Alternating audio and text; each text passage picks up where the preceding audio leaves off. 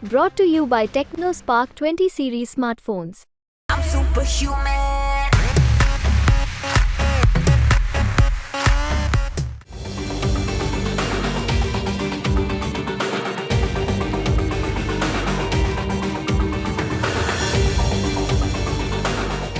मालदीव्स का नया तानाशाह चुनाव जीत गया है। भारत को हिंदू राष्ट्र दिखा इस्लाम और इंडिया आउट का नारा देकर सत्ता में आए मौजू अब मर्यादा लांघ चुके हैं और अपना असली चेहरा दुनिया को दिखा रहे हैं। भारत को बदनाम करते करते आखिरकार मौजू की कट्टर सोच बाहर आ रही है। मौजू ने चुनाव जीतते ही कहा कि मालदीव के लोगों ने ये बता दिया कि मालदीव इस्लाम और इसके सिद्धांतों में विश्वास बनाए रखना चाहता है। मालदीव में संसदीय चुनाव जीतने के तुरंत बाद ही मौजू का घमंड अब और बढ़ गया है। मौजू भारत पर फिर झूठे आरोप लगाकर खुलकर अपनी कट्टर सोच का प्रदर्शन कर रहे हैं। चुनाव जीतने के बाद मालदीव के राष्ट्रपति मोहम्मद मौजू कह रहे हैं कि संसदीय चुनाव के नतीजे इस बात का सबूत है कि मालदीव के लोग अपने भविष्य के लिए विदेशी दबाव को सिरे से नकार कर आजादी चुनना चाहते हैं। मौजू ने बिना नाम लिए भारत पर निशाना साधा। हालांकि मौजू पहले भी ऐसा कई बार करते आए हैं।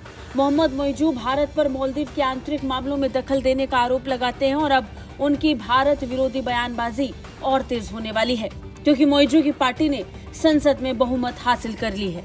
मौजू की पीपल्स नेशनल कांग्रेस यानी पीएनसी पार्टी ने संसदीय चुनाव में प्रचंड बहुमत हासिल किया है। चुनावी नतीजों में चीन समर्थित मौजू की पीएनसी पार्टी ने 93 में से 68 सीटों पर जीत दर्ज की, जबकि गठबंधन में उनकी साझेदार पार्टियों मालदीव नेशनल पार्टी एमएनपी ने केवल 1 और मालदीव डेवलपमेंट अलायंस यानी एमडीए ने केवल 2 सीटों पर जीत हासिल की।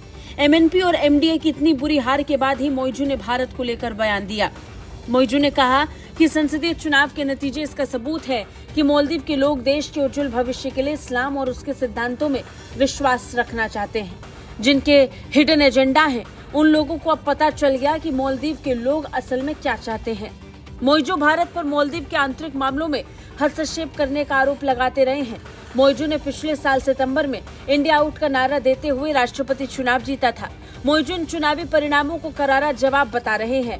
मौजू ने कहा कि जिनके हिडन एजेंडा है उन लोगों को अब पता चल गया कि मालदीव के लोग असल में क्या चाहते हैं। मौजू ने लगातार बिना नाम लिए भारत को लेकर निशाना साधा।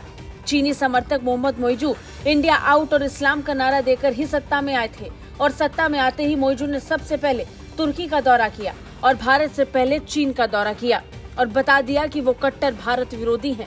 इतना भी काफी नहीं था कि मौजू के मंत्रियों ने प्रधानमंत्री मोदी के लक्षद्वीप दौरे पर आपत्तिजनक टिप्पणी कर दी और तभी से इस मामले को लेकर भारत और मालदीव दोनों देशों में राजनयिक विवाद बढ़ा हुआ है।